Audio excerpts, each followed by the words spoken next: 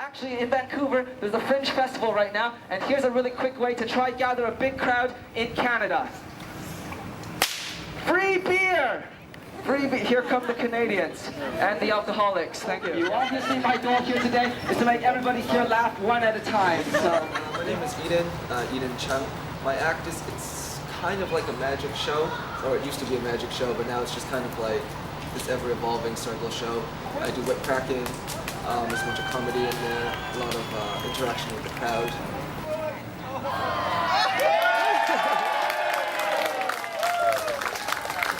From the front, it's a really good magic show, yeah, okay? From the back, it's a terrible magic lesson. The tricks I've done so many times I can just kind of run on autopilot now, but the crowd stuff is different every time, it's fun. Yeah, it's professional. Ralph, what do you do for a living? You're a mechanic, perfect. This will relate to your job in no way whatsoever. Okay, It's kind of trade secret, but I guess like magic has a much lower learning curve than juggling. Like you can do really good magic trick with a really good secret, but like juggling, you just put in the hours and you just keep doing it. So magic kind of accelerates your learning curve. The first day I ever performed on the street was White Avenue in Edmonton, 82nd Avenue. Just had a little table with a pack of cards and a couple little small magic tricks. And I did that for an hour and a half, and I made $22.14. It's like, oh my God, there's $20 here. This is more money than my actual job. All of the good-looking and beautiful people come up to the line, and the dumb, ugly people just stand there. It was terrible at first. Thank God there's no footage of it. But no, I imagine I would have been quite terrible. But you know, everybody is when you start. And then you just keep doing it, and then you get better. Everything you're about to witness is done purely with a sleight of hand. There are no trapdoors. There are no secret compartments inside of the cup. Vancouver is actually one of the better cities to be a traveling busker. I spent most of the summer in Ottawa. It's got federal funding, and then it's got like 2 provincial kind of sets of laws, and then it's got the capital area extra focus from the municipal, which means like nothing ever gets done ever. Yeah, in Ottawa you're allowed to have an amplifier. But you're not allowed to amplify your voice.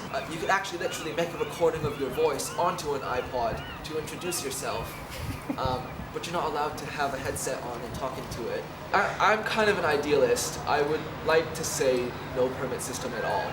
It's just gotten really tough to be a traveling busker lately. Like in Toronto, all the good spots to work are privately owned. There is a citywide permit which you need to obtain, but it's not a license, it's a permit which will then allow you to buy licenses from each of the other locations. There's just layers of bureaucracy that you can't penetrate.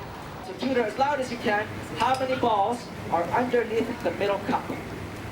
3, very close, it's actually still 1. And you're just always thinking about, like, why did this work? This could be funnier, switch this up, tuck this in here, yeah, tighten this. How many balls are right here, kiddo? How many? 3, so close, it's an orange!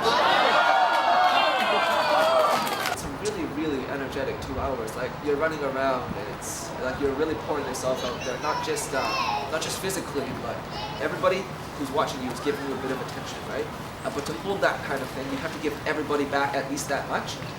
Otherwise, it feels like they're not watching. Otherwise, it feels like they're just staring. Well, really, what is the difference between a street performer and a crazy person? Don't say nothing, it's not nothing. The number of people who are clapping and cheering when he does stuff, okay? It used to be, I would show up and I would do like 8 hours. I would just do 8 shows and 10 shows in a day. But now it's like 2 shows and I'm wiped out. So if you like the show, pay for the show, pay for the fun. If you didn't like the show, pay me anyways. I tried really hard to make you happy. Why should we both go home disappointed? I'll do it until, you know, they make me stop, I guess. And who's going to make me stop? Yeah, I'm going to be 50 and still doing this. I'll be the coolest 50-year-old. Yeah. You just remember, the more money you give me, the more money I will have. So, that's up to you, man. Thanks for watching. Have a great night and a beautiful